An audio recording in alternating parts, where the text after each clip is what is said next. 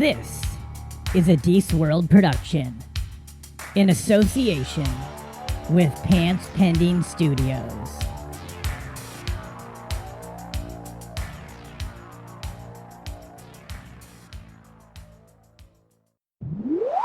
Is this just a situation where you're going to cut a bunch of our blurbs out of context? No, because then there would be blisters in awkward places, which would be terrible. Oh, here we go. That is the dirtiest thing I've ever seen. Listen to the Nerd with Adam, Will, and Amanda. Why did I get top billing? I don't deserve top billing. Because out of the two of us, you're the one she likes better. Oh, man. I mean, yeah. I'm 8 months pregnant. Put another one in me. And that's when she figured out that I had taken drugs. How are all of you? We're going to do a promo, but we're just going to talk sex. I gotta see your dick. Oh, man. I mean, yeah. She cooked dinner for me in lingerie, which hopefully she doesn't listen to this. I don't know if I'm supposed to say that. This podcast phenomenon is sweeping the nation, and we're all up on the bandwagon with the plethora of episodes at nerd.pantspending.com. Willem Dafoe gives me a lady boner. Blue Chew is bullshit, by the way. Listen to the Nerd. It's not the worst thing that can happen to you. Is that a good no? It takes effort to do a promo. Yeah. And I think we knew that before. Although I feel like we could just put that part in. Yeah. That along with the nerdy thing Adam said and me with the sexy voice. There you go. There's your promo, Will. Congratulations. The Nerd. I'm sorry.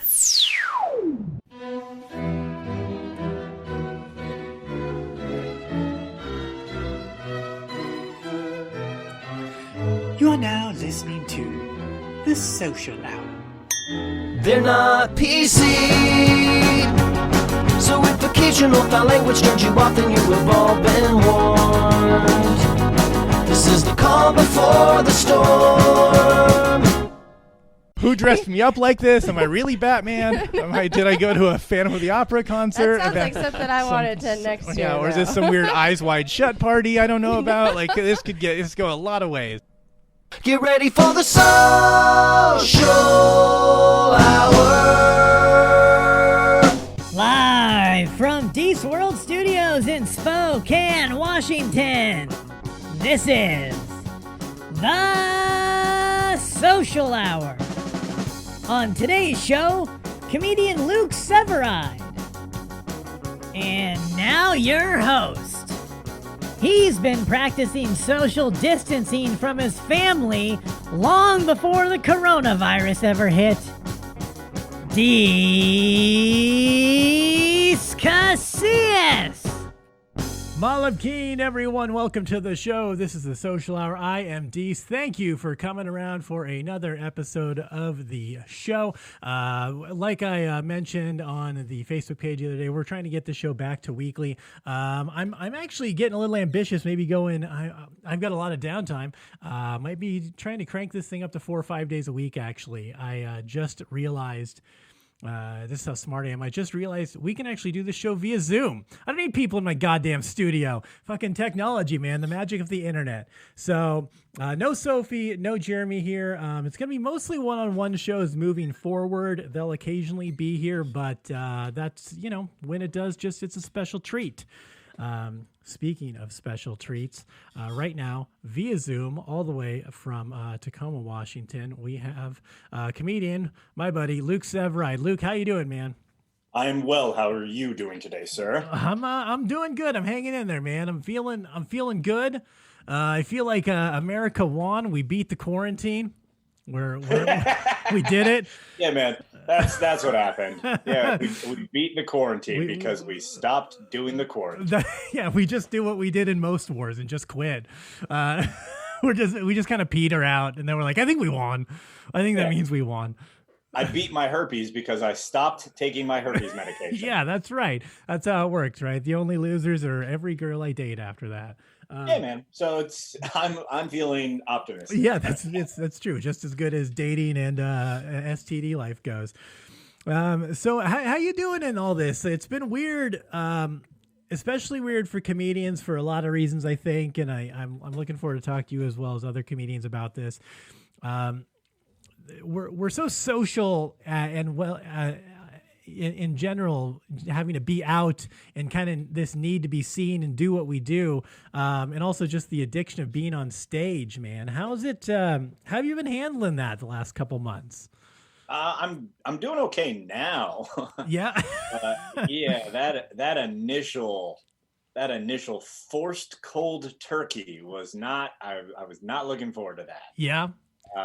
Yeah, that was an abrupt change. I mean, I'm sure everyone went through a version of this, but like your social life was just basically just killed, taken out at the knees. Right. And I didn't realize. I mean, I kind of like all comics always just joke. You're like, oh, the stage. I need the stage, like that. But like as soon as you don't have it, it really messes with like your routine. Like sure, you get used to having that dump of endorphins, that sense of purpose, because I don't know about you, but I write a lot on stage. So yeah, to write jokes, which is like my favorite thing to do, I need to be on stage to like feel out the joke and then see where my brain goes. And like, while I'm in that moment in the adrenaline, and to not have that, you're just like, okay, I guess I can't do any of the things I spent the better part of a decade working on.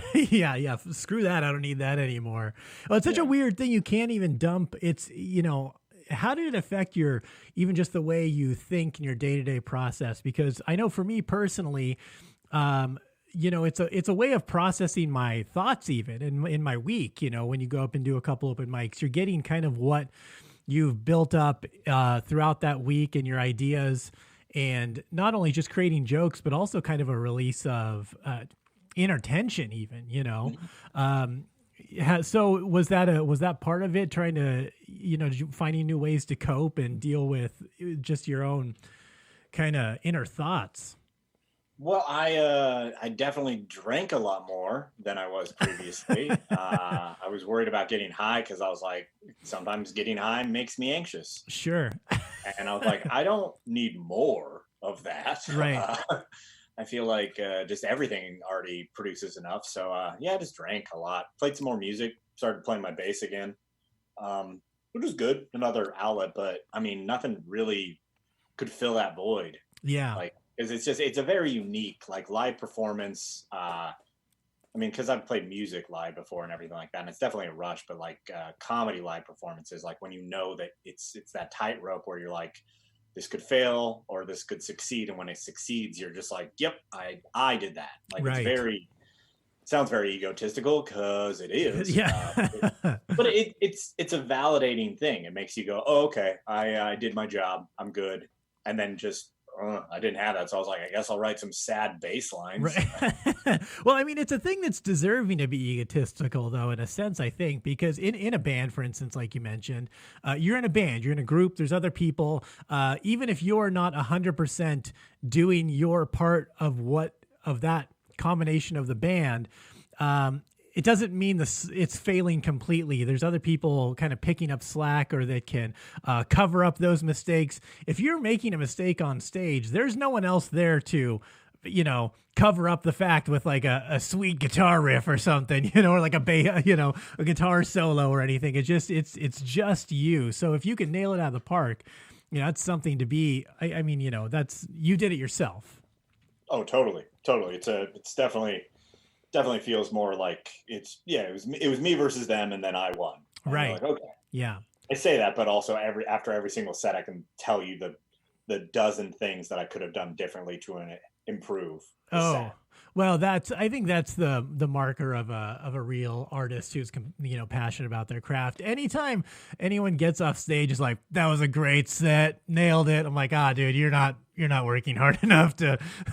I've never had a set that I loved. I've had set that I'm really? like, oh, that was good. I mean, yeah, there's ones I like better than others, but I've never been like, there's always something, I've never had one where I'm like completely satisfied, I guess I should say. Not loved. I've had ones I loved, but not where I'm like, yeah, that was nothing could have been better. Yeah, I've been actively trying to undercut that, like that voice, that perception, because it's like, what's the point of doing any of this if we never allow ourselves to be at least momentarily happy about the thing? Oh, then we're not funny anymore, right? Once you're happy. That's horseshit. As long as you're not doing every single time you do a set, you're just like, crushed it, don't need to change, already perfect. Sure. Yeah, then you're not going to be funny. But if you have a good set and you get the jokes and they work, and maybe it wasn't perfect, but you at least be like, yo, man, that's going in the right direction. Right. Yeah. Yeah. No, definitely. You have to be self-aware enough to know when something is working. Because, you know, if everything sucks, then you're never getting any better. You're just doing it all. Why are you even continuing? But yeah, to be hard enough on yourself also to have that desire to want to make it better and find those little, even 1% that can, you know, be changed or altered and make it a little bit better. Yeah. Well, I mean, that's what I've been trying to be more aware of, especially in the last couple of months, is that there's so little that's in my control. Mm-hmm. And I'm assuming in a lot of other people's lives that we have so little that's in our control.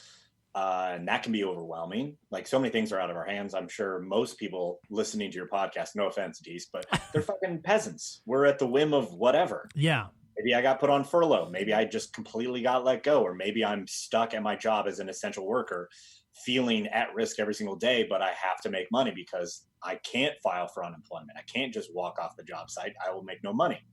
Like, so you have to, not have to, but I think it's helpful to look at the things in your control and then make incremental changes and then be aware of it and let yourself feel happy about it. I started therapy earlier this year. I'm pretty sure it shows. It's working. I'm talking out my ass like as if I'm a fucking complete person. No, it's good. Just start wearing a scarf, get a little pipe, and you'll be fine. I forget who told me this, but they're like, dude, you're just like how I am on stage. They're like, you're just like a 6-pack away from becoming a motivational speaker. I don't know if they meant a 6-pack of beer or a literal 6-pack abs. Either way, dude, I'll probably talk way more. It could be both. Therapy, I think I started therapy last year, man. I think it was a great thing for me personally. But I quit drinking too a little over a year ago. So that was, and then you got to feel emotions and things that you never felt in a long time. And it's like, oh God, these fucking things. What the hell what do I do with this? Yeah, they're a lot sharper when you haven't been weighing them down with a lot of liquids. Yeah, you have to actually they make you look at them and actually think about them, and you feel you don't have a way to kind of dull them a little bit. It's just all right there. And the nice thing is, when you stop drinking, all the feelings come back all at once. It's not incremental either. They're just a dump truck of shit, and then remembering, and then I'm like, God, I haven't done this in 20 years. I got to start from scratch here. I watched your Facebook during this time, and it was a lot more active than usual. Yeah. It was actually, honestly, I really enjoyed it. My brain went in weird ways and weird places, and I just kind of let it explore and see what happened. And honestly, I got some good stuff out of it. Things that, different thought processes, and helped me write some different stuff. My first few months of sobriety I probably wrote more prolifically than I did in a long time. So, Well, you found a new outlet for that energy. Yeah. It turns out I'm ADD when I'm not hungover half the day. Perpetually hungover. Yeah. So with writing and stuff, how have you been able to mine anything during this time, or how have you found writing comedy for you to be during this quarantine? I've definitely found it more difficult. Yeah. Because I have spent a lot of the time just being bummed. And sure.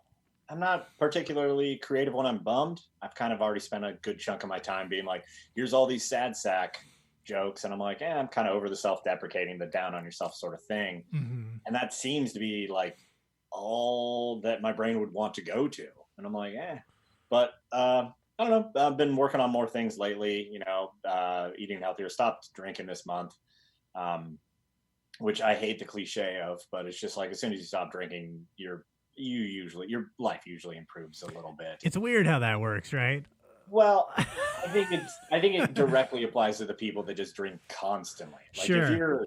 If you're drinking a little bit on the weekend or something like that, or every now and then, like, you don't need to quit. But if you're like 4 out of 7 nights of the week, you're at least, half a dozen drinks deep.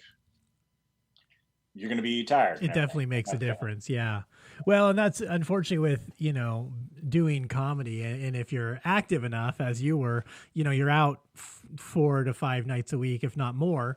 And you end up, you're at places late at night, you're having a couple drinks, you start hanging out with the crew. And then next thing you know, you've been drinking all night. And then it's pretty easy to fall into that. And things are cheap. And I don't like passing up on a deal. And if someone's like, "Here's free drinks," you're like, let's. God, yeah, don't go to waste. Why wouldn't I? Yeah, there's bums dying of DTs on the street. We can't let this go to waste. Dude, it totally makes sense how many like old comics are either like just still tying it off every single weekend, or they're completely sober, because it's like you can't. It takes too much energy to like toe that line, to be like, well, I'll have a couple drinks Friday and then none Saturday. I had none Thursday. That'll be fine. Right. Yeah. Just every night. It's a weird thing about comics and impulse control that I think don't go hand in hand very well. Crazy how that works. Yeah. And then your brain's on fire after the show and you're like, I know how to make it so I can sleep. Right. Yeah. Yeah. People who are just reasonable human beings are generally don't do comedy. That's true. It was actually, that's one of the things that encouraged me to quit drinking, is listening to a podcast with Theo Vaughn was talking to another comic who's also sober, as Theo Vaughn is.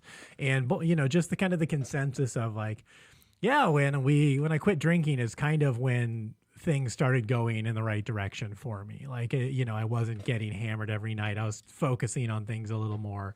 Like, yeah, that kind of makes sense. Weird how you put that time into something that matters. It's gonna become more successful. So, yeah, totally. So writing wise, you found it a little more difficult. I mean, obviously being able to work, you can't really work material. But I mean, also the lack of being able to kind of live a life, I think that's where people draw obviously a lot of comedy from. There's not day-to-day antics essentially to even draw inspiration from.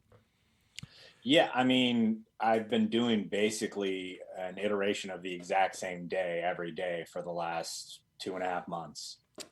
Like, I just wake up, I maybe mess around on my computer for a little while, I go and exercise in some capacity. Yeah. And then I play some video games, or I watch something, and then maybe, I don't know, write a little bit, but it's the same thing over and over again. I do some yoga, I go get high, I go run some more. I don't know. It's just like, wow, dude, it sounds hilarious. And also, I already had a lot of material about those things because I am a boring person.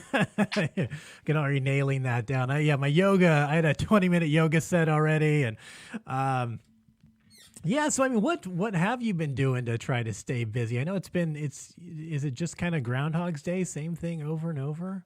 Kind of, man. I got a weekly online streaming show that starts tomorrow, actually, or Wednesday, May 27th at 7 p.m. I've been working on building up to that, so that'll be a good thing to have, and then just kind of getting back in the idea, like just trying to figure out how to work on things. Sure. Because I don't have a podcast. I've never been much of I edit videos, I make online content like that. Yeah. I've always wanted to, and I'm always like tried to do it, but it just doesn't excite me. Sure, so sure. We need to figure out something you can do. Because who knows how long this is going to last, or if this is just going to become a part of the things we need to do. Right. Not need to do, but like the way to keep tabs on fans and to keep them interested is to have once a week you live stream a show. And then maybe that is the lead up to your weekend shows. Sure. Yeah, and I think you're right. And honestly, that's kind of where my head has been at. I think it is kind of in on the internet is where a lot of people are going to have to survive if they want to survive. Live shows are going to be fewer and farther between. Spots are going to be less. There's going to be less people at shows. So people are going to be turning to online to get their content. If you can produce something regularly, I think now's the time to capture that audience. And if you can do it and move forward, you're just gonna build. What's the what's the show? Every Wednesday you want to do it? It's going to be, so 27th, that'll be tonight, actually, as this airs. So, yeah, magic of post-production. Tonight as this airs, and where can people find that? The event page is being made tonight through Facebook. If you find me, Luke Severeid on Facebook, I'll be posting it a bunch.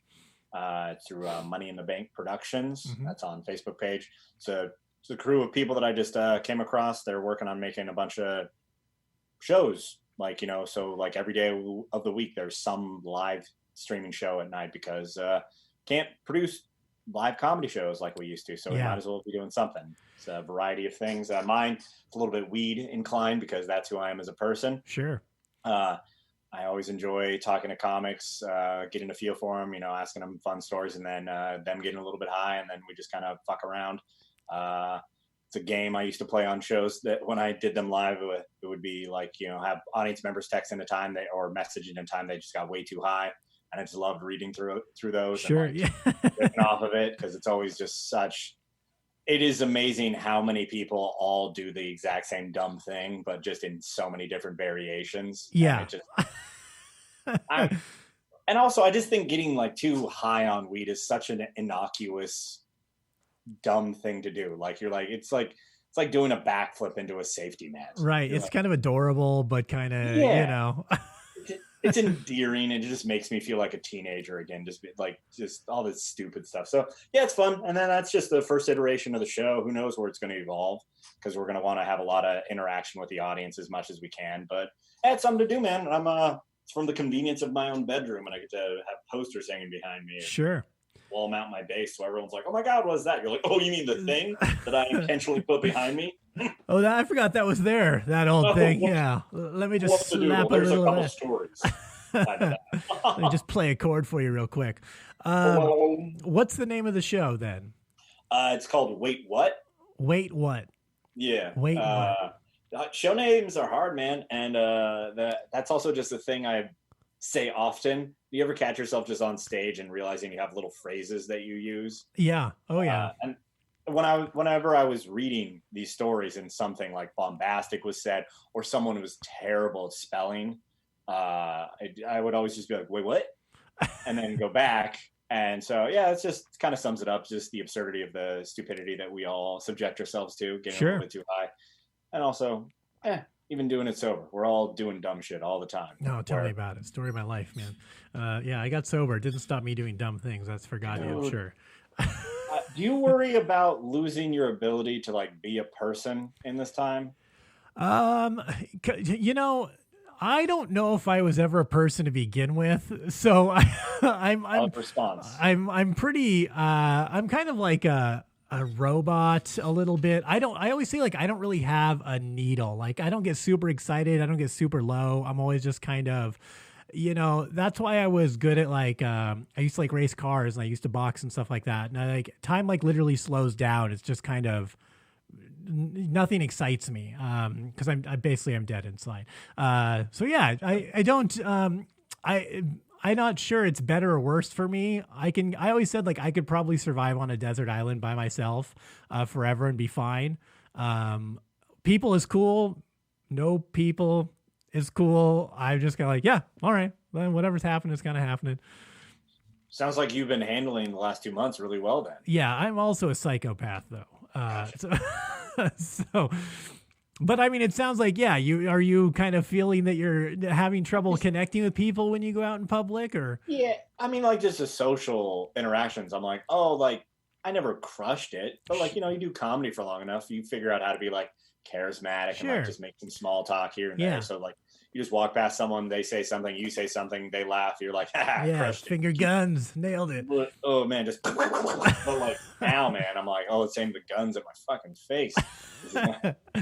Well, also it's people's reaction too, though. I think is part of it because everyone's so cautious of where that person's level of comfort with interaction is too, For me, I'm no masks, hang out, hug. I don't give a shit. Other people are Bubble Boy in a hyperbaric chamber every night, go back to the sarcophagus and their iron lung and take a bath to try and heal themselves. But and everywhere in between. So you have to like navigate everyone else's social expectation too. Yeah, it's I really think just normal day-to-day human interactions are going to have a lot more layers on top of them. Yeah. A lot more just like feeling people out to figure out where everyone's line is. Sure. Because I mean, I'm not super comfortable just hanging out with people, but it's like, whatever, if you're going to do what you're going to do, you're going to do what you're going to do. But it's just like, where do we go from there? Like 6 months down the road, there's still going to be people that are like going to want to wear a mask, that aren't going to that are going to be upset if you're in close proximity to them. Like the amount of people that are like, one thing that makes me a little bit happy is that now if like someone crosses the street so they don't have to walk past me, I'm like, oh, they're not scared that I'm like some bigot or like a threat that's going to like assault them or something. Yeah. They're worried about a virus. They just think you're Typhoid Mary. They think you're carrying a deadly virus. I'm not sure that's better, but it's, it's a lateral move at the very least.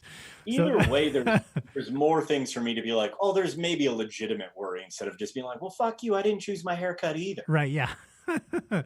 Yeah, the white cape was a bad choice today. I don't know. Yeah, man, but every day. Come on, you guys. It's my thing. I'm taking it back. Right, yeah, bringing it back. I'm the White Knight. It is weird the way people are interacting, and trying to figure out how to interact with everyone. I do think that this is probably going to end up being the norm. It's just going to keep happening. And then eventually we're going to forget why it started and it's just going to be normal, it's like taxes, the government's like, hey, 2% increase on gas tax so we can build this freeway. And then the tax never goes away and the freeway is kind of shitty. And you're like, all right, I guess that's just the way it is now. Yeah. I don't know, man. But at the same time, there's a lot of pushback on this.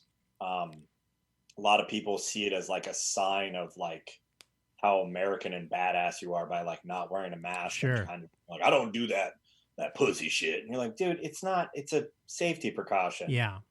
The off chance you're asymptomatic, so you don't pass it on to someone who then in turn is asymptomatic and gives it to their grandma. Right. And yeah. the reason their grandma dies. Like I don't know. I don't see that as that unreasonable of a thing to think, but also like, is that just going to be how everyone is? Is everyone going to be wearing masks? I think there's going to be a percentage of the population that for sure is always going to be wearing masks from now on when they're in public. Well, I mean, if you look at in China especially and other Asian countries, that's kind of very typical of their culture. When they're sick or just during flu seasons and things, they culturally they just wear masks as kind of a like, hey, let's not spread this around type thing. It's not absurd. It's not, I mean, it makes sense. I think stubborn Americans who think they're too good for it. I mean, I've been gallivanting. I hang out with people. I generally don't wear a mask. You still gallivant? I'm a professional gallivanter. Goodness you can't, you know what? You got to do what's in your heart. Some people were born to gallivant. Some people were born to sing. You do what you do. But when I was in California, I mean, you had to wear a mask everywhere. I brought a mask. I'll wear it. Fine. It doesn't bother me to have to wear one. I understand businesses that want to mandate you do. What I don't understand is the businesses that mandate you can't. There's businesses actually that are like, you can't wear a mask in our business. And I'm like, that's kind of a dick move. Like if someone is uncomfortable or like feels like they want to wear a mask, that's their choice.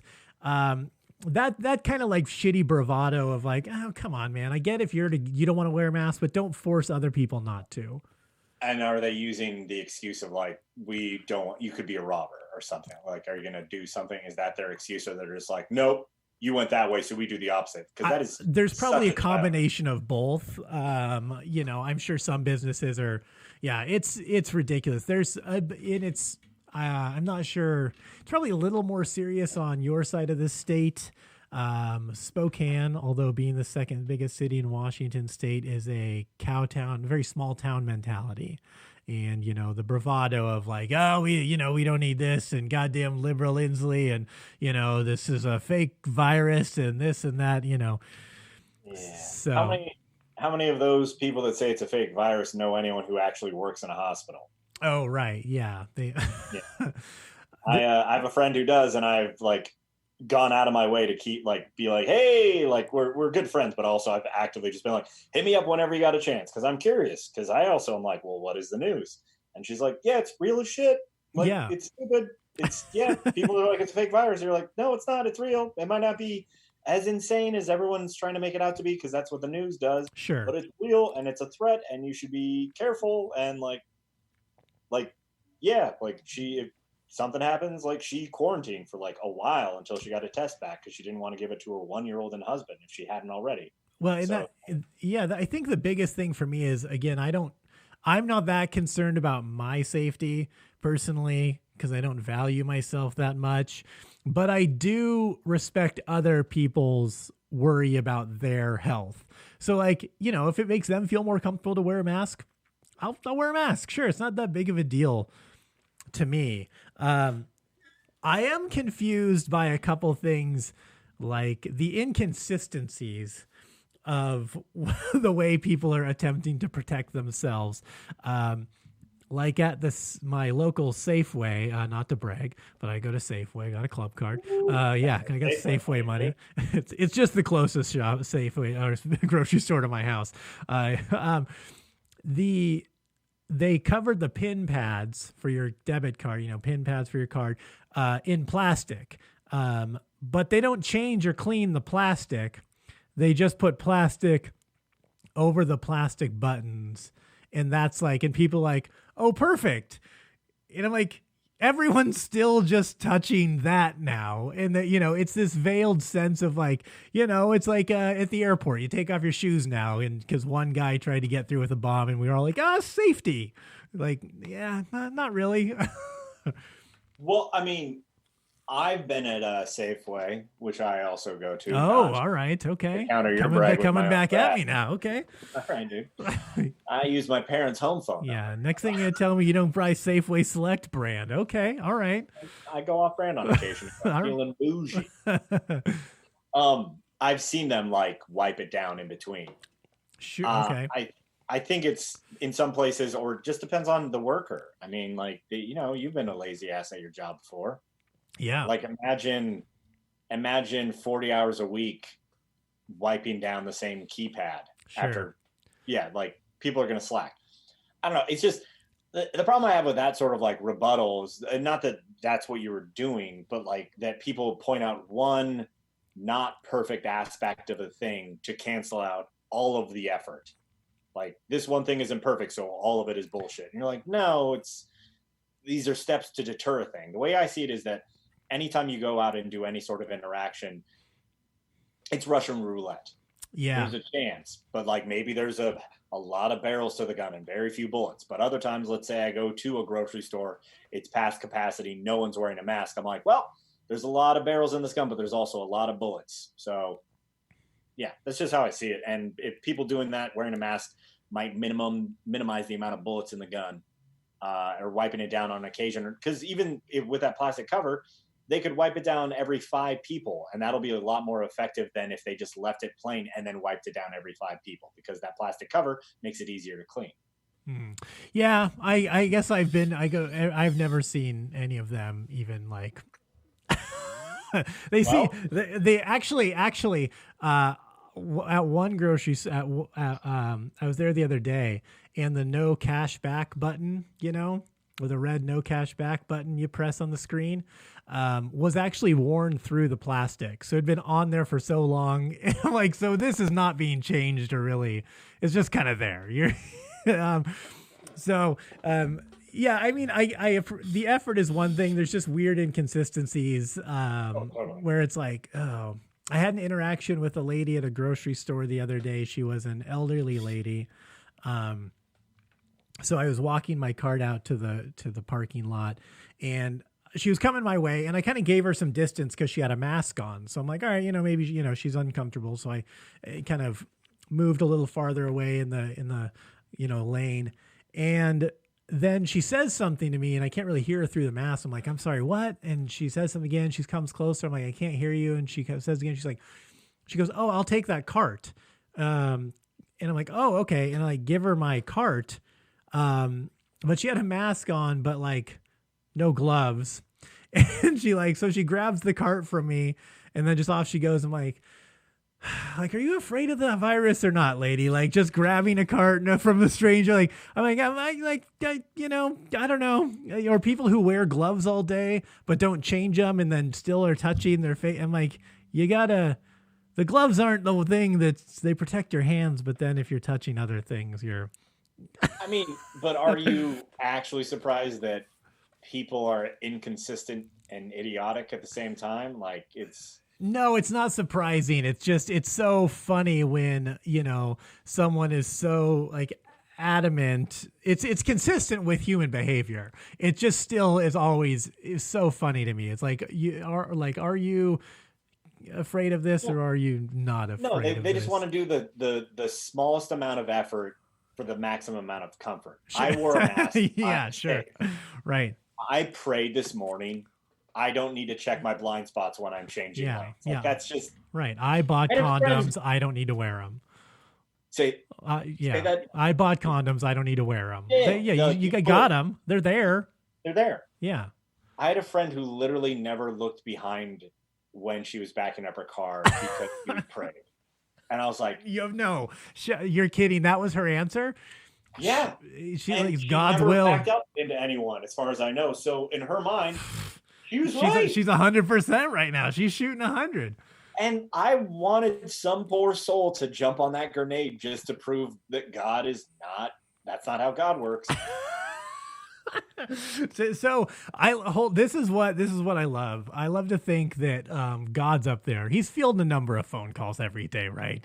And there's the kids in Africa starving with Zika virus, and there's the fires in Australia, and people dying of coronavirus. And she's like, Hey, God. Hey, just a reminder, don't let me back up when I wildly exit my driveway today. I need you to be in charge of that, because God forbid I use my eyes that you gave me to actually look. In her defense, the back glass on her, I think it was a Nissan Rogue, was very small to be out of. Yeah. So it was like, but she's like, doesn't even need it, just goes and goes, it's all fine. And I was like, that's amazing. Really, that's Nissan's fault. God, there goes the Asians fucking us again. Jesus Christ. Yeah. The sneaky ways, which is stereotypical and that's it. Yeah, I think my listeners are used to it. My racist listeners like this type of stuff. I say the worst shit all the time. I always say I make jokes about running for mayor for Spokane, and I always say that my plan is just to run a smear campaign on myself. Like that. I mean, that could just be fun to see. Yeah, right. I've got a whole commercial planned out where I just start playing audio clips from any moment from any episode of my podcast. I'd be like, "Would you want your mayor to say this?" I'm like, "Oh yeah, shit, I said that." I mean, that could just be a good promo for like a weekend at a comedy club. That's true, right? Yeah, listen, you could really go to any episode, any timestamp, and you're probably going to find something that's going to offend a group of people, and I live with that burden. So, what? Yeah, it's it's all right. I mean, after 6 years, I just deal with it. So comedy is starting to come back a little bit. Not only online, but the clubs. One of the clubs, you and I traditionally work for pretty regularly, as well as other ones are kind of in the next few weeks beginning to open their doors a little bit. How do you, with about 30% capacity, 6 feet apart, and people, I mean, you're talking about rooms going from 360 people to 120 people and farther apart. What's your thoughts on that kind of room as opposed to, what we were dealing with before? Well, I think the audiences are going to be hungry, because it's more exclusive. Like, you're one of 100 instead of one of 100 people sitting in a room that seats 250, 300. Sure. So that and you will I don't know. I think audiences are going to like it. I think they're going to be excited about the experience of it initially, but they're also going to be way more on edge for. I think they're going to be. Everything has gotten even more politicized. I think referencing anything about what is currently happening in the world is going to divide an audience. Sure. Yeah. And I don't know. That makes me just kind of want to be like, I don't even want to comment on it because what am I gonna?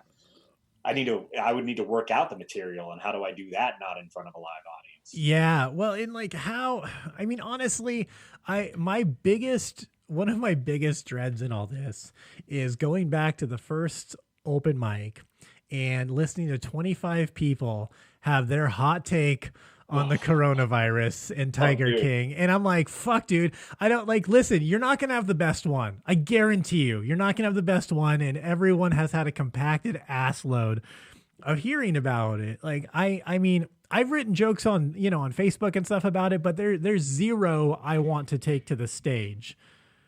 Yeah. The only thing I want to take from this is, I think it's going to inform the direction I take some newer bits. Sure. But I don't want to write bits about this collective, forced retirement. We all honestly, this might be me running a premise by you right now. No, but for me, it feels like a forced summer vacation where I'm grounded. Sure. Yeah. I can barely see my friends. I can do whatever I want for the most part, but it's boring as shit.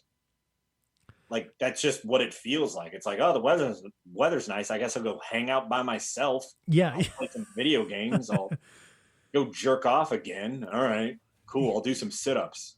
I clean up afterwards. I don't. You don't go directly to the sit-ups after you jerk off. I don't want to move what's on my belly around. I imagine with all that free time, it's got to be like a smokeless cigarette coming out of there now. Just there's just nothing left, just talc powder. I don't feel anything when I come besides sadness. But that's been happening long before the coronavirus. Okay, all right. Come on. Tell one person one thing about yourself. Don't let it go. Listen, just embrace it. It's okay. Be who you are, Luke. Don't let anyone tell you it's a bad thing. Thanks, man. Yeah.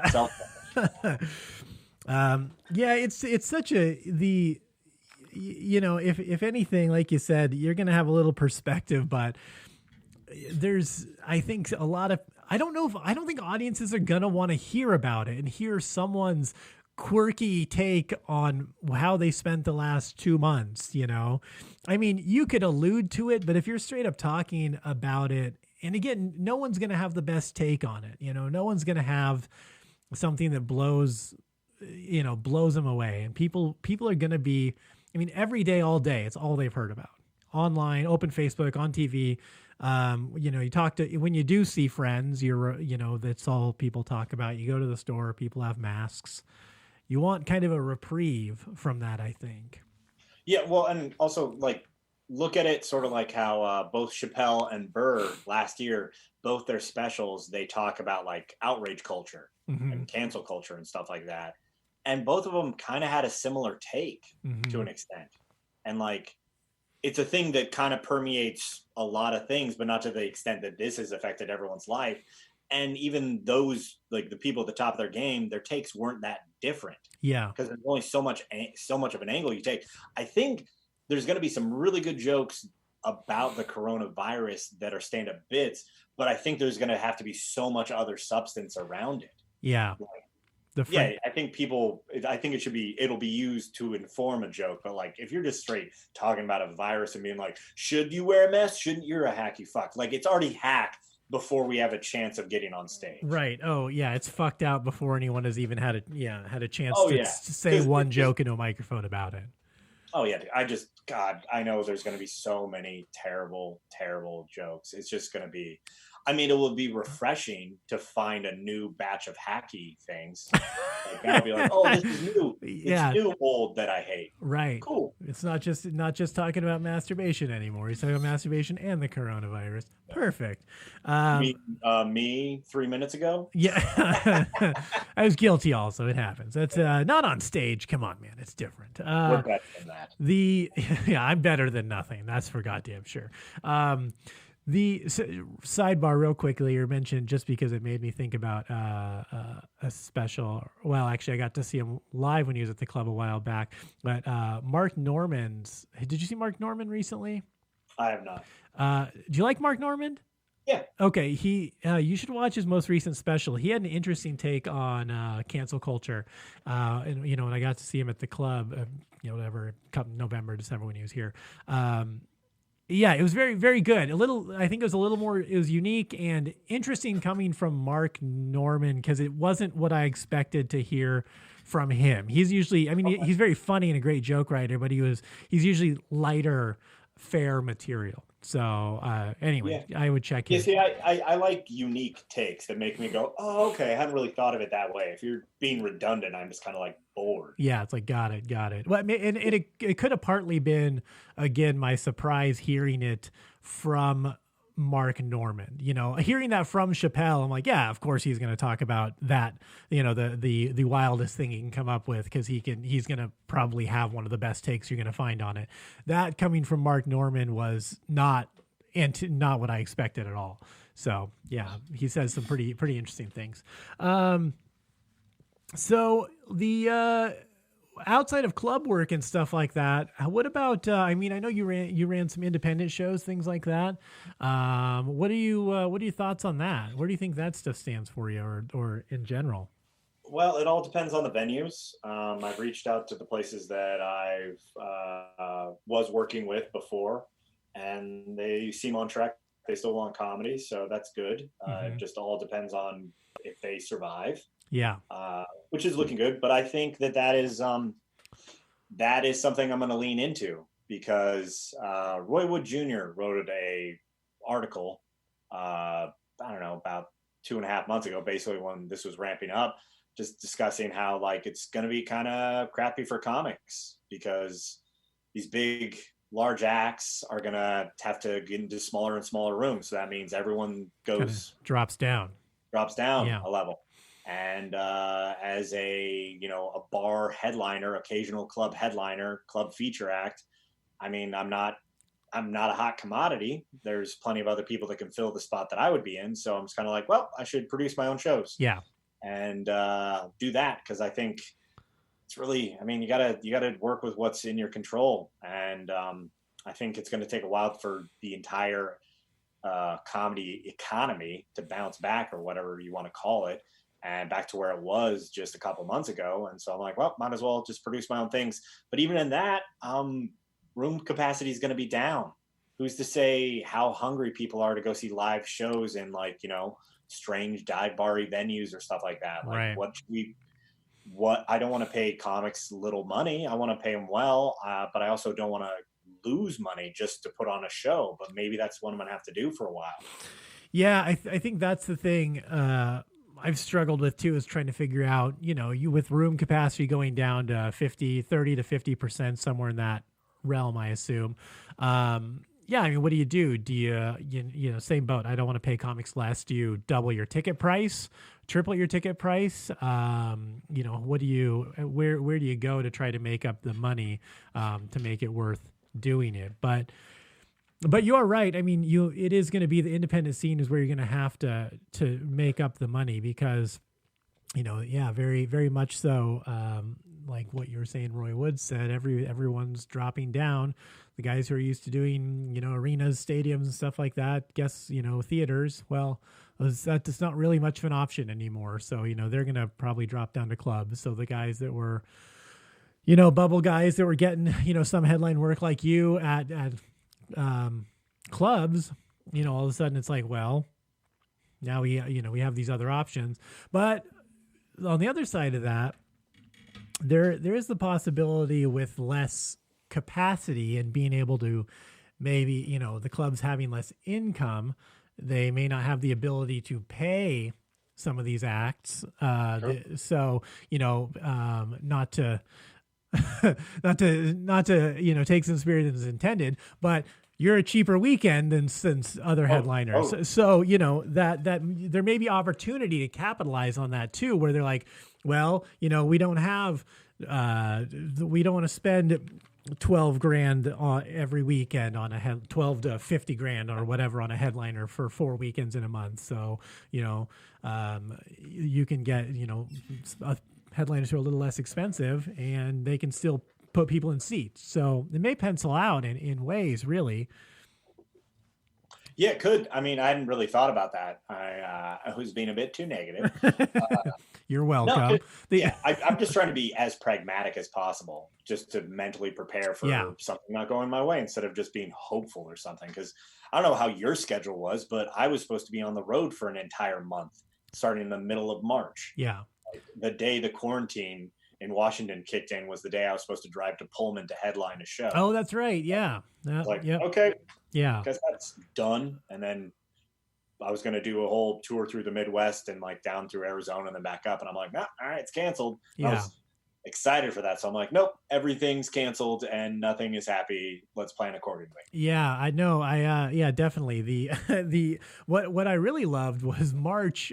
I had some gigs at the beginning of March, but I had backloaded that month, and literally the last 2 weeks of March, I think I had like 15 shows in the last 2 weeks, and just all gone. And I'm like, oh, great. Yeah, that was like I had done some other stuff the first 2 weeks to kind of like relax and get some other stuff done. And I'm like, oh, good. I'll just all these shows and blah, blah, blah. And then, nope, all gone. Yep. And I just picked up a couple of the rooms and put a couple of things together. And I'm just like, okay, well, yeah, now I guess I do none of this. And we'll see what of these venues survive.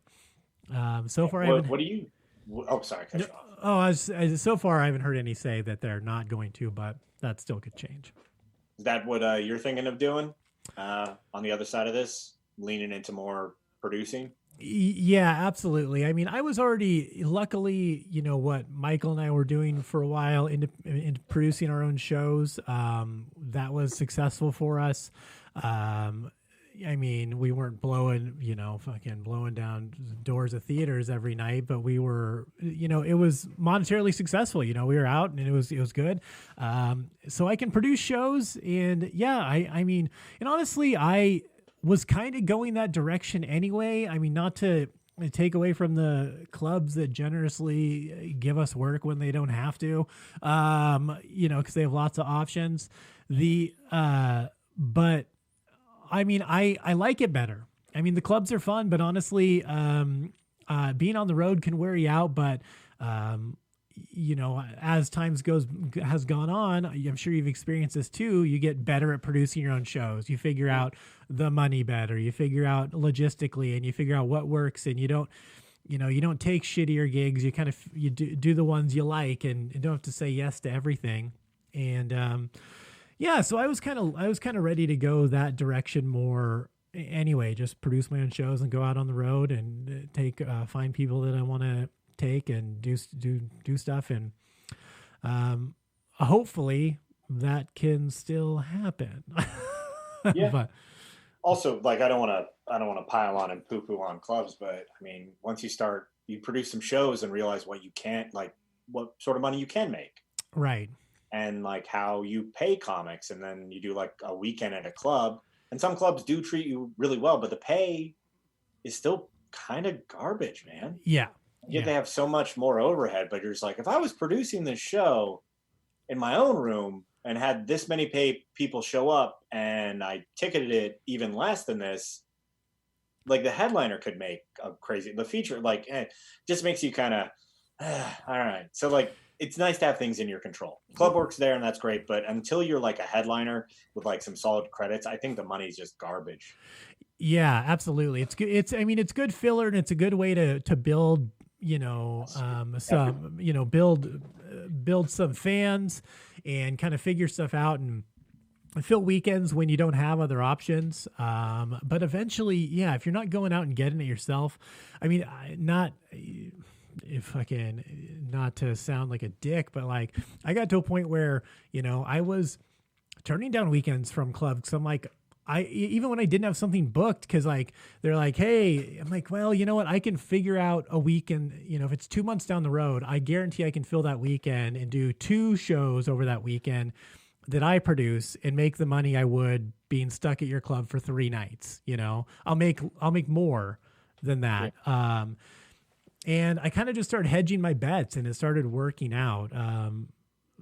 We'll see if that's the case moving forward. It changes everything up. And it's like, again, I want to reiterate in case anyone who runs a club or anything, I'm not shit, but it's like the pay has not increased in like 2 decades plus or so. It's just like, this is it's actually decreased. Really. It's decreased, you know? Yeah. And I think that's the trajectory it's going to be on for a while too, as like, hey, we're at lower capacity. We can't pay you as much. And you're like, cool. A waiter is going to make more than I did tonight. Right. Yeah. That's awesome. That being said, I would love to work your room. Sure. Yeah. No kidding.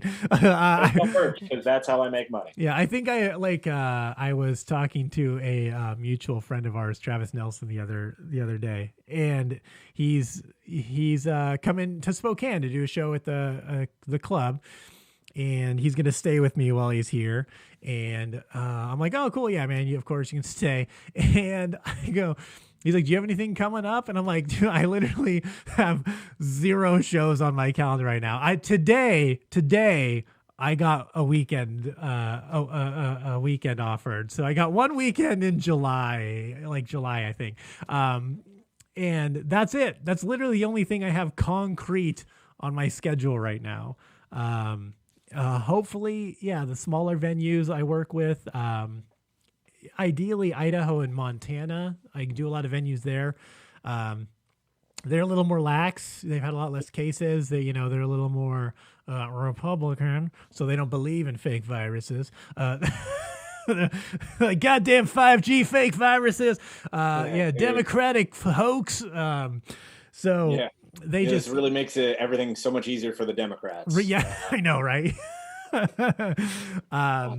The amount of stories everyone is telling themselves to rationalize things, and I'm sure they can say the same about me, but it's just like, dude, like you think it's a fabrication because they don't like the guy in charge, so they're willing to torpedo everything just to get rid of a reality TV star.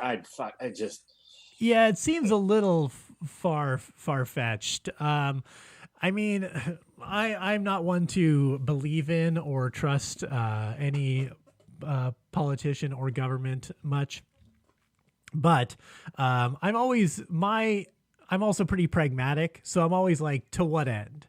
I'm like, and why? Like, okay, so yeah, it seems like a pretty extreme measure because they hate Trump to create this fake virus or this make more hysteria about it than they can. Like, oh well, that whole thing of getting him out of office, the impeachment didn't work. I guess we got to go to Plan B where we release the Chinese virus across the country. Like, I'm saying the amount of blood that. Not saying that Democrats don't for sure. Their actions don't lead to people dying. But I'm saying, like, if they won't fight dirty in politics, do you think they'd fight dirty by releasing a pandemic or like faking one? Right. Like, or facilitating it at least in some manner. I don't know. Soft-handed pussies don't do that sort of thing. Yeah, they don't have the guts. Goddamn Democrat. Grow some balls. As the soft-handed pussy, goddamn, I wish we had some balls. Yeah. That is inherently misogynistic, and I'm sorry. Right. But listen. I grew up in the suburbs. It's still in me. I'm working on it. Well, the good news is you can have balls or not have balls. It's your choice, right? You can choose what you want to be. Well, I mean, you can choose what you have. Well, yeah, surgery exists too. You can choose what you have as long as you have terrible insurance. Wait, no, as long as you have good insurance. Damn it! I don't know how to do jokes anymore, dude. You do need an open mic. No, it's all right. It's okay. We all. I got this new hot 10 minutes on the coronavirus. I think everyone's really gonna like. Yeah, wrapping up with some Tiger King talk, and then did you watch Tiger King? I did, just because I wanted to write a joke no one else had written. I hate watched it because I literally would have rejoiced if at any point in time someone walked on screen and shot someone in the head. That dude that killed himself, didn't do it on accident. He's like, I just have to get the fuck out of this documentary. Right, I can't be involved in this anymore. Oh man. But I mean, isn't it wild that like in 1,000 years, I could never write something that crazy. And that's just reality. Like that happened. Well, it did happen. And also, man, they left out a lot of stuff. There's a whole lot of things that weren't in there. Like I've read some articles and stuff like following up on it. It's just like, it's even worse, man. Like just so many, it's just white trash with money and cameras in front of it. Oh yeah. Like I saw some tweet that said that the way America watched Tiger King is how the rest of the world watches America. that's all too accurate. Actually. Like we were excited and we mimicked it and we're like, that's great. But at the same time, they're like, if I'm ever like any of these people, shoot me now. Yeah. Like I think I said one time, I'm like, because people always like, oh, it's so unbelievable. It's so unbelievable. And I go, if you start any story with this meth addicted gay guy from Oklahoma City with a mullet, like I will literally believe anything you tell me after that. Like that, I'm like, I'm on board. That's too specific for you to be lying right now. That's just specificity, man. Yeah, you couldn't have because you couldn't have gotten that show greenlit. No one would buy into that story unless it was real. Right. Yeah. Well, it would not have been nearly as popular if everyone was able to leave their house. Well, and I think it was right place, right time. Yeah. It was that kind of shitstorm where they just, people have nothing else to do. So you can binge watch this. And it's very easily, it's an easy thing to talk about too. So, everyone, once it kind of catches fire, there's so much fodder about like, because that's what it is. It wasn't so much entertainment as like, it is unbelievable that these people exist, and they all exist together, Yeah. Well, also, I mean, like crazy is a magnet for other crazy, especially if they aren't crazy that's stationary. If they're crazy that seeks stuff out. Yeah. I mean, not to get all like, but like reality TV is the reason we are where we are. The fact that we just want to pay attention to things. We want things to hold our attention is how we've gotten to the point that we've gotten. It's why the news is always exaggerating things. That's why everything is ads. It's why we just love things that are bombastic. And then it always moves the needle a little bit further along into being acceptable. And I know I sound like an old fuck who's just like, you shouldn't be acting like that. But I'm like, yo, man, it is. I don't think it's benefiting us. No. At all as a society or as a species at all. Well, it sensationalizes things and creates, I think the biggest thing with the news, the problem is when the news, became a channel that had to appease advertisers. Mm-hmm. So, there's money involved, and then all of a sudden there's you have to have a narrative that fits with the people who are giving you money. You're no longer presenting the news, you're presenting what makes the people who give you money happy. And then of course you're going to, sensationalize it and, make it sound crazy so people stay engaged. There's such a short attention span of, what Americans actually will, like you on Facebook, for instance, how many times have you seen someone post something with a link attached because it has a sensationalized headline in the news article? But then if you actually take the time to read the news article, what the person posted about is kind of debunked in the news article. It just has a crazy headline. And you're like, well, if you would have you just read a headline, you didn't even take the time to read the article. They're just like, oh, that headline says that, so that's fact now forever. Well, it's just confirmation bias. You just go, hey, I agree with this thing. I hope it's real, so I'm going to share it in hopes that sharing it somehow makes it a reality. Yeah. And people are too lazy to read an entire article. I am. I know, like halfway through, I'm just like, all right, I get the gist. Cool. Enough information. Move on. Right. I'll maybe reference part of this, but I'm probably a part of the problem. Well, it's very telling just in our social media, whereas like we went from Facebook where you could, post these long posts, then Twitter forums were like, okay, now it's just like 160 characters or whatever. And then Instagram is like, I just want to see a fucking picture of whatever you do. And that's all I need. I don't want any words anymore. I mean, I've definitely been paying way more attention to Instagram lately because I don't have to deal with just weird, bombastic shit. Like, I don't know, like it boggles my mind how many people think that everyone wants to hear what they're saying. Yeah. or just like, I saw a thing, it made sense to me, I'm going to say it again. You're like, you said a version of that yesterday. How Right. many times do you need to scream this? Like, we get it, you don't like Trump, or we get it, you like Trump. It's just like, yo, you guys, this is not doing anything except for you just going, pat on the back. I'm going to jerk off. Everyone's going to go, I jerk off like that too. Yeah. Well, I think that's the easiest thing is people are like, I'm going to forget his name. There's a comedian that came through a couple months ago in Spokane, and he had one of the best lines I'd heard. He was talking about Trump, and he's like, Trump's like a WWE wrestler, you know, and he's going on and on. And he's painting this analogy.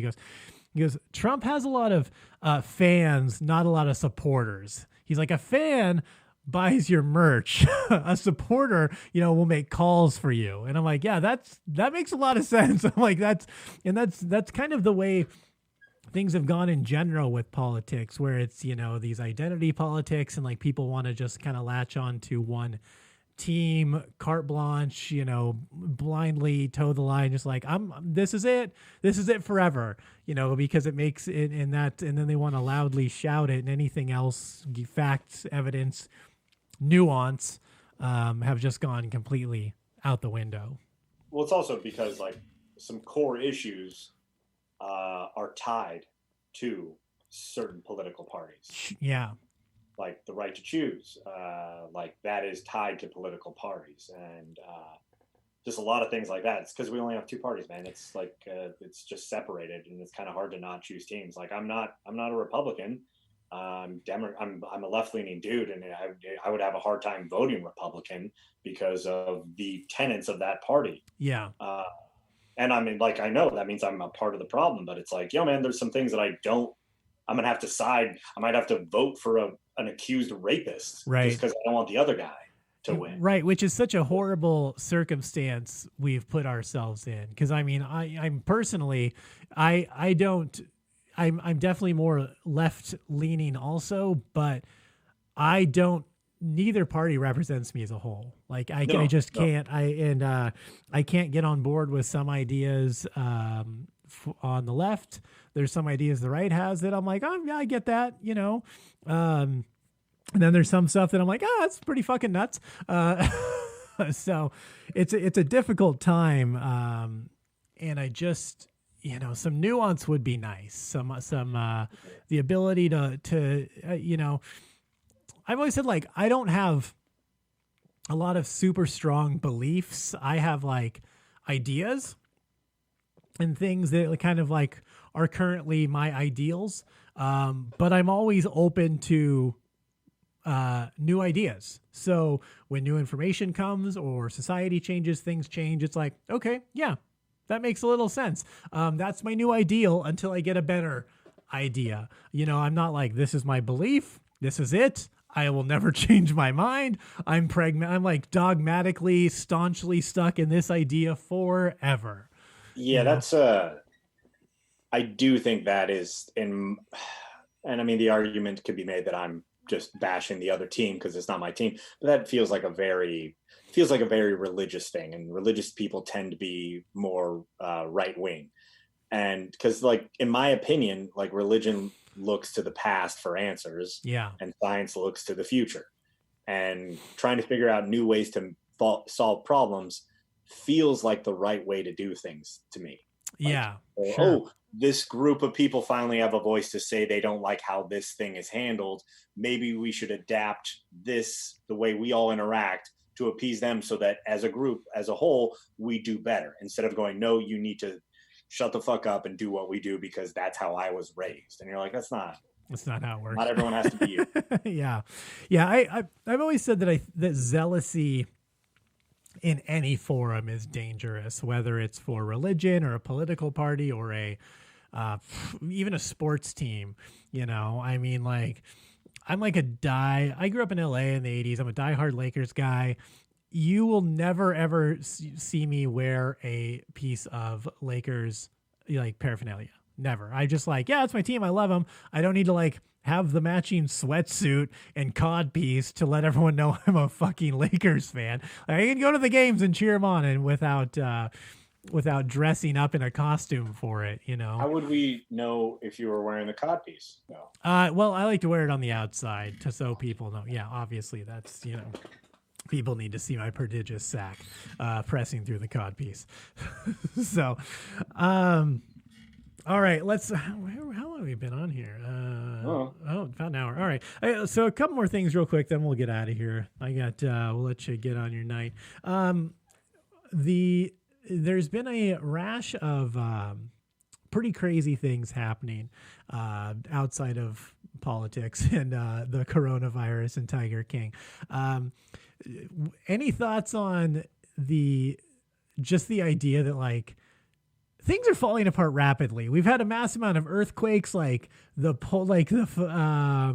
the sun is like in this phase where we'll have like no sunspots virtually for years, and there's going to be mass famine. So the polar magnitude just changed on Earth, so all these meteorites are getting through the solar system, like crashing to Earth. Does it seem like things are just falling apart and we're all going to die soon? I mean, you know the saying, things happen in 7,032. Yeah, yep. My grandpa always said that. Yep. Yeah. I think I saw an article about the polls doing something, and I didn't click on it because I didn't feel like just adding another log on the anxiety fire. Sure. And I figured if it was that real, there'd be more articles popping up on Reddit. I don't know, man. I also think that we seek out similar things. And I do think climate change is real. And if you don't, fuck all the way off. Hop in your gas guzzling vehicle, close the garage door, and leave it on for a fucking while. Like I'm like dinosaurs. You're holding us back. Climate change is real, and we need to adjust to it. Yeah. And I think it's just we're very aware of all our mistakes, and I think we're having to pay. We're seeing that we're going to have to pay that price as a species. We've been mistreating the planet for so long, and then all this other weird shit happens. We have the science to detect these things. I'm sure things like this have happened in recent history, like the poles doing something weird or meteorites or something, but we weren't aware. We have more ability to see how fucked we are, or potentially fucked we are, and we also have systems in place where the information of how fucked we're going to be leads to clicks, which leads to ad money, which leads to hysteria, which it just perpetuates itself. Sure. Yeah. Well, did you not read the article about how NASA said they thought they found a parallel universe that runs backwards from ours? Dude, I saw that, but I was like, why am I going to click on that? Because that can't be real. Yeah, what am I going to get? I tried to read it like 8 times, and then my friend was like, what are you reading? And I told her the headline. She's like, oh, like how? And I'm like, I don't fucking know. Like, I'm reading the article. I don't know. Like, I can read you what they say, but I don't understand it. They're talking about these particles from the Big Bang that go one way, but they're finding them to go the other way now. And that I'm like, I guess. I don't know what it means. I mean, that's cool. And I'm glad someone is doing things like that, but I'm also like, yo, we have actual problems. Right. Yeah. Could someone who is obviously way smarter than me or most of us work on those, please? Us peasants want to get back to normal. Right. I want to do I want to say my yuck yucks again. Yeah. I need to go yell and make bird sounds at strangers until I'm happy about myself. Yeah, until I feel validated enough to go to sleep tonight. Yeah. Well, hopefully soon, man. All right. Why don't, if you tell everyone where they can find you on Facebook, Instagram, Twitter, etc. And then also give us that link one more time for your show tonight and every Wednesday that you're doing. Yeah, just look me up, Luke Severeid, LukeSevereid.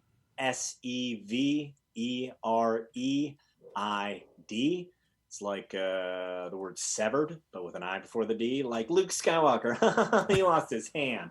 Anyways, I hate Star Wars jokes, as I make one. Yeah, but the show is going to be every Wednesday. If you find me on Facebook, I'll be posting the link. It's Money in the Bank Productions. And yeah, it'll be fun. Just come hang out. It's a free show. Hopefully, if we do well enough, we'll get sponsors and maybe be able to give free stuff out. But we also want audience interaction. We'll be live. Gonna have some comics on. I'll have Deece on in the future. I only have like 2 weeks booked out now, so we'll see where it goes. Get you on there. And I'm pretty available, turns out. Yeah, I kind of figured. Okay, one last question, because this is a debate my buddy and I have been having, and I want your take. What is the most deadly animal that you think you could take in a fight to the death? And not like not in it, not, you know, I mean, don't, you know, we're you know, let's not do the, you know, no clever like, oh, just the human being, or like not like a ball python that's obviously deadly, or like, you know, I mean, mosquitoes kill more people every year than almost every, but you know what I'm saying, like a real predator. What do you think you could take? You're asking a comedian and telling them they just can't be clever. No, don't be funny. No. This is you can, you know, be clever if you want, but realistically, what do you think? What do you think you could take? Because this was a real conversation we had. We debated for literally days. This went on. No tools, just bare hands? Tools, bare hands. Okay, my first thought is baby hippo. Okay. Because hippos are deadly. They are deadly. Baby hippos, adorable. Yeah. How do you feel good? Also, it's like very thick neck. Yeah. Very thick neck. Tell me you're gonna feel good about yourself and be able to go to sleep knowing you kicked a baby hippo to death earlier that day. I don't think it matters if I can go to sleep. I'm sure many other people will not let me go to sleep. Yeah. You're like, this is a zoo, Luke. I was like, yeah. I had to eyeballing me. I had to settle an argument between two friends. I'm not even one of them. Dude, I don't know. I think like a bobcat, maybe. I don't know. Like if you can get a good, but then again, like cats, man, they're so fast. Yeah. Bobcat, I feel so I landed on coyote. Yeah, I think dude, coyote. Yeah, I was thinking about dogs, because dogs, if they bite, if they get a chomp on you, yeah, you might bleed out at some point, but that's their only real. Yeah. So like they just got, but if you just like throat punch for a while, yeah, you can choke them out maybe. Yeah, choke them out. Also, how terrifying would it be if, like, you know how like house cats, like you also have like lions. Like, what if, like, regular dogs, we had the version of that, like the same size difference? Sorry, this is just no, God, yeah, and wolves are huge, but a wolf is like the size of a bobcat compared to a like house cat. Right? Yeah, they're big, but they're, you know, I mean, compared to like a mastiff or something, they're you know, not about the same size. Like a wolf that standing would be like 8 feet tall. That would be the equivalent of like a tiger, like a dire wolf. Yeah, dire wolf plus a foot. Yeah, geez. My buddy was convinced he was arguing that he could take a mountain lion. And how heavy is he? What's that? How heavy is he? How heavy is he? He's like 170. Yeah. I told him like there's no way. I said there's no fucking way. At all. Like, in the amount of, like, I don't know how much a mountain lion weighs, but I know it's probably 150 plus. And probably way more. It's probably like 300 pounds or something crazy. But, like, the amount of muscle on those things, like, it is meant to survive. What does your buddy do for a living? Does he ever kill his prey with his bare hands? Not so far. No, okay. Not. He's unemployed, former bartender. He was convinced he could take a cougar, and I'm like, dude, those things. They're about 180 pounds. Okay, a male, but they're all muscle, and it's the agility of a cougar too, because they come at you, even if you like a dog, like you said, they bite your arm, like their back claws are going to come around and now start gutting you. Razor sharp talons on the back. So I'm like, dude, no way. Bobcat, I think you can take a bobcat because they're small. I mean, they're agile, but they're small too. I mean, they're like, maybe, dude. Have you ever taken on a house cat? I mean, they're white. Yeah, cats are the meanest. If cats were a little I mean, Bigger? well, bigger. We would put them in cages and then do meth and fuck dudes in the ass. Yeah, yeah. I think we already saw that. They made a documentary about that. Yeah. Yeah. All right. Well, that's Is that how Tiger King started this conversation? maybe it's just two gay guys methed out being like, I mean, it's like, hey, what's the biggest, most dangerous animal you think we could have sex underneath? He's like, alligators are in the mix. Yeah. Oh shit. That's one of my buddies said an alligator too. He could take an alligator. I'm like, I go, yeah, but like also, at least with something like, I said like maybe a kangaroo, because I feel like I could choke it out, but I don't know. I couldn't choke out a fucking crocodile. Like I wouldn't, I wouldn't even know where to start. I think with the angle of attack, a crocodile would be easier. Because, I mean, we've all seen videos of that. I mean, I'm not saying that makes us experts, but like as soon as their mouth's closed, they can't do anything. Yeah. And like they could death roll on you, but as long as you have a good time. We say this like as if, when's the last time you wrestled a person? Yeah, I wrestle my dog. I mean, she's pretty big, but yeah, she's pretty jacked. But like, she's got some muscles. But I mean, she probably goes easy on me too. I don't think she's going. Yeah. I don't think she's going full bore. I think if she did, she could easily kill me if she wanted to. And she's only like 95 pounds. So, at double that, and then claws. Right, and only surviving, only like literally killing their prey to survive. Yeah, you wouldn't even be the second thing the first thing it had murdered that day. Right. Yeah. Yeah. There was some guy got killed by a mountain lion a couple days ago in Washington State.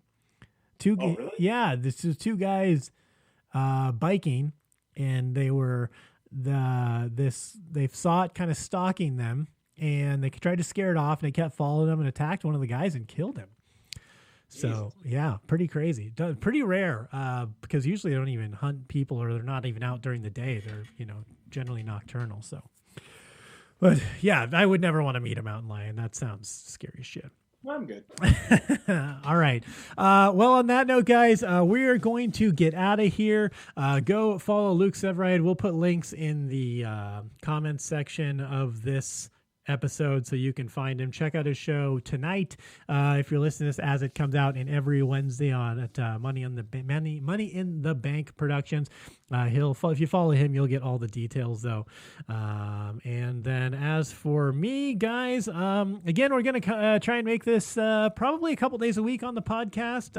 You can watch the Social Minute every Monday, and we've got a couple more projects coming to give you more entertainment online. But until then, follow Luke and check out his show, and hope to see you soon, buddy. Hopefully we can actually do this in real life and do comedy together again in person, and not have a risk of dying soon. Yeah, I mean, no more than usual. Just depends on what sort of animals we have to fight that night. Yeah, how crazy we get. So, hey, that's new show. Comics tell jokes, and then they have to fight a deadly animal and then tell jokes again. That's whoever survives. We heard it here. Don't let anyone steal it. I'll give you a 49.51% on it just because you were here. All right. Good to see you, buddy, and take care, and I'll talk to you soon. And now for my weekly apologies. I'd like to apologize to gay meth addicts, Asians, open mic comics, Safeway, comedy clubs who've hired me, sports fans, and people who've fought cougars. Thanks for listening, everyone, and we will see you next week.